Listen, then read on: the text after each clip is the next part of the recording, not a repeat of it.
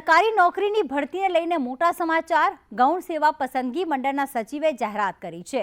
15મી જાન્યુઆરી પહેલા ભરતીની જાહેરાત થશે। 5000 જેટલી જગ્યાઓ માટે જાહેરાત બહાર પડશે। અંદાજે કેટલી ભરતી છે, અલગ અલગ જે કેટેગરી વાઇઝ તેના પર નજર કરીએ તો જુનિયર ક્લાર્કની 2500 ભરતી કરવામાં આવશે। સિનિયર ક્લાર્કની 550 માટે ભરતીની જાહેરાત કરવામાં આવશે।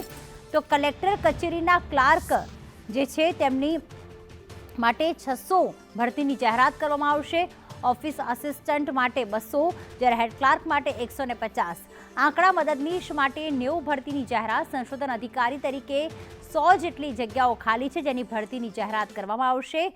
15 જાન્યુઆરી પહેલા 5000 જગ્યા માટે ભરતીની જાહેરાત કરવામાં આવશે। ગૌણ સેવા પસંદગી મંડળના સચિવ દ્વારા આ જાહેરાત કરવામાં આવી છે અને ખાસ ગૌણ સેવા પસંદગી મંડળે જાહેરાત કરતા ક્યાંક જે ઉમેદવારો અત્યાર સુધી સરકારી ભરતી માટે જે તૈયારી કરી રહ્યા છે તેમના માટે આ ખુશીના સમાચાર, કારણ કે નવા વર્ષના પ્રારંભે જ આ જાહેરાત કરવામાં આવશે।